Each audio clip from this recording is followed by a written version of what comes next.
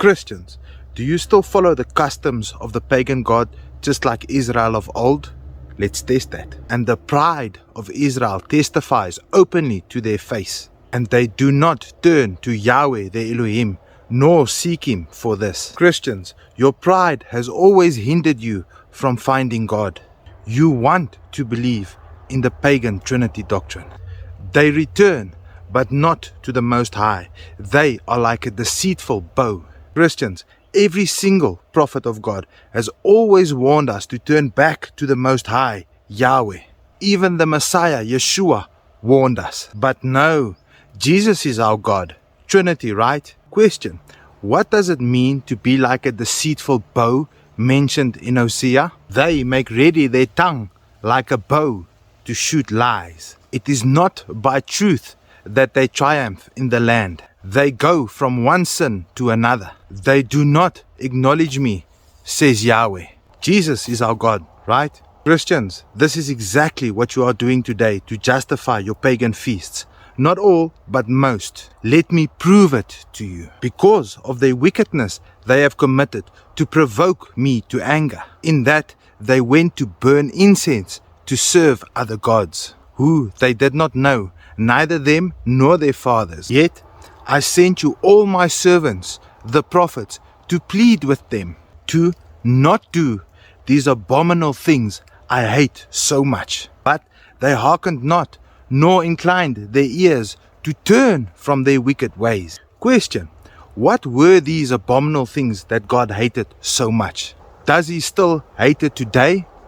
Does God change? As for the word you have spoken to us in the name of Yahweh, we will not listen to you, but we will certainly do whatsoever goes forth from our mouth, to burn incense unto the Queen of heaven. Here we see that Israel of old blatantly ignoring the warning of the prophet Jeremiah. Hence, God divorces Israel. But since we left off to burn incense to the Queen of heaven and poured out drink offering to her, did we bake her cakes to worship her? Question: who is this Queen of heaven spoken about in scripture? This heavenly queen was Diana, Astartes, Semiramis, in today's terms even Mary, but always a trinity, part of Baal worship. Smith's Bible Dictionary. Queen of heaven, Jeremiah 7:18, is the moon worship as Ashtaroth or Astartes, to whom the Hebrew woman offered cakes in the streets of Jerusalem. Question: what was the name of the Queen of heaven? Astartes. Young's Bible Dictionary. Ashtoreth or Ashtaroth, the plural form, a goddess of the Sidonians, also worshipped by Solomon in 1 Kings 11 verse 5. Her center in Jerusalem was later destroyed by Joshua, 2 Kings 23 verse 13. She was the Ishtar of the Babylonians and the Astarte of the Greeks, closely associated with the idea of life giver. The Semitic word Baal means Lord or possessor.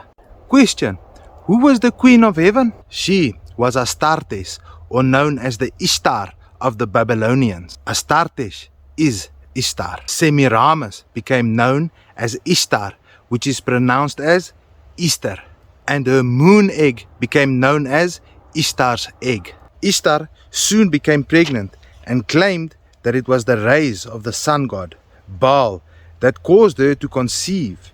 The son that she brought forth was named Tammuz. It's important to note that eggs were noted fertility symbols. As for rabbits, Tammuz was noted to be especially fond of rabbits, and they become sacred in the ancient religions because Tammuz was believed to be the son of the sun god Baal. Tammuz, like his supposed father, became a hunter. Question: what does Lord mean? Baal. Tammuz became a hunter. Nimrod. The original pagan festival of Easter was a sex orgy that celebrated the return of life via the fertility of Ishtar's conception of Tammuz. Worshippers of the Babylonian religion celebrated the conception of Tammuz on the first Sunday after the full moon that followed the spring equinox. Question: when is your Easter feast this year? And when is the full moon? Question, do you know what Baal means? It's always a trinity. Father, Mother, Son. Question, Christians, are you going to burn your incense this year to let your smoke go up for Eshtar? You know, the Queen of Heaven. Are you going to buy your chocolate rabbits for Tammuz? Are you going to buy your chocolate eggs for your children for Eshtar?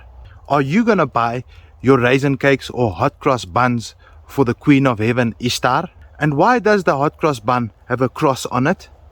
Summer solstice, winter solstice. Yahweh's feast is called Passover. We are instructed to keep it, to remind our children that we were slaves in Egypt and that He freed us from bondage. And it shall come to pass, when your children shall ask you, what does this feast mean? Then you shall say, it's a sacrifice of the Eluah's Passover, who passed over the houses of the children of Israel, when He smite the Egyptians. Christians, are you fulfilling prophecy today?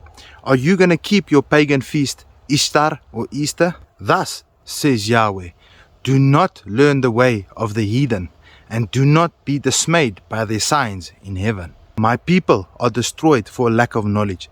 Because you have rejected knowledge, I will also reject you, that you shall not be priests to me. Seeing that you have forgotten the law of your God, I will also forget your children. This is what Yahweh says. Stand at the crossroads and look. Ask for the ancient paths. Ask where the good way is and walk in it. And you will find rest for your souls. But you said, no, we do not want to walk in it. Christians, I am standing on a mountaintop and I am pleading with you. I am blowing my trumpet as loud and as hard as I can. Turn back to Yahweh your Father. What has been will be again. What has been done will be done again. There is nothing new under the sun. Question, what is the definition of insanity? It is doing the same thing over and over and expecting a different result. Christians, take heed to the prophets. For once in your life, do exactly what Scripture commands us to do. Turn back to Yahweh. It has always been about a Trinity God. But just like you justify your pagan feast, you justify your Trinity God. Revelation 16:13. Remes,